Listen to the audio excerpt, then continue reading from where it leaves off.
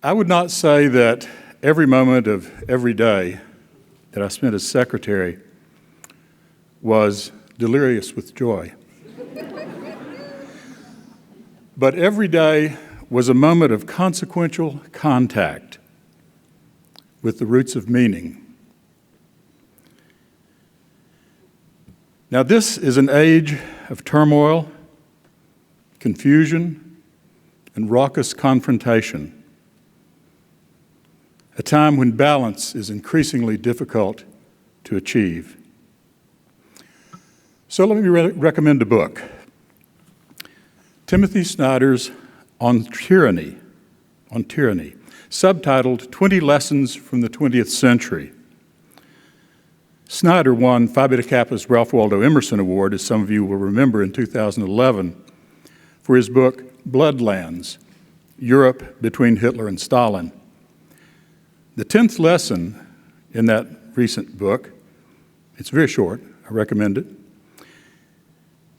is in a chapter called Believe in Truth, which is an injunction not only to believe that things are true and not only to believe things that are true and not false, but to believe, it's an injunction to believe in the difference between truth and falsehood, between things that are so and things that are not so.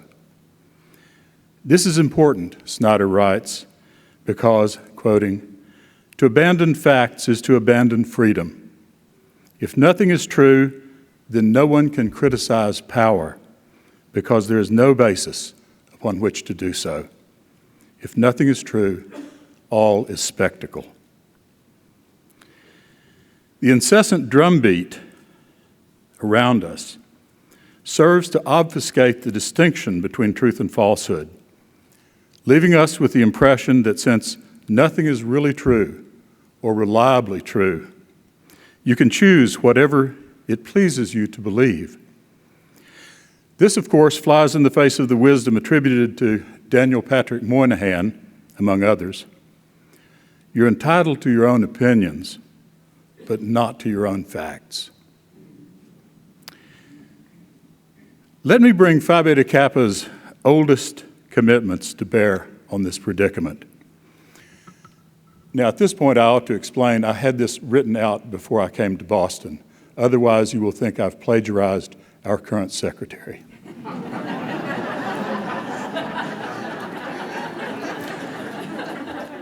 According to our founding documents, the 3 stars on the key, pointed to by that curious little hand down in the corner, stand for literature, friendship, and morality, navigational lodestars to steer by. In this way, they enlarge or unpack the meaning of the Society's motto/name, "Love of learning is the helmsman of life." But what do they mean? I suggest that literature should be taken in its 18th century sense, as learning in general. But the sense is a little different from what it might first appear. Literature means not so much the stuff that can be found in books, but the condition of someone who has acquired or is acquiring it. So we can speak of someone as a person of great learning, or well-lettered, or, archaic as it sounds to our 21st century ears, a person of literature. Literature is related to friendship in an interesting and revealing way. Aristotle in the Nicomachean Ethics distinguishes several types of friendship. Some are based on giving and receiving pleasure, and some on other forms of mutual usefulness.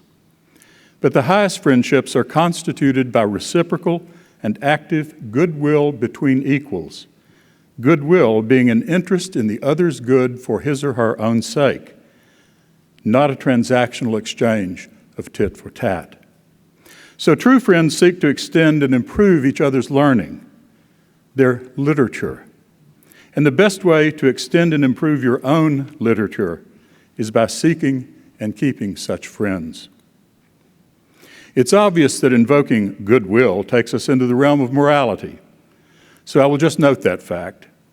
and conclude by saying that our founders, in constellating literature, friendship, and morality as the guide stars of life, gave us not a random selection of virtues, but a coherent, interrelated grouping of concepts, equipping us to see why truth is important, that friends are a great aid in finding it, and how truth and friendship are both intrinsically moral issues. Thank you for this honor. Kate, I've learned a lot from you. And also from many, many members of Phi Beta Kappa. Judith Krug was my good friend and mentor, and a great, great champion of freedom of expression. I'm humbled as well as honored to receive a medallion forged in her likeness. Thank you.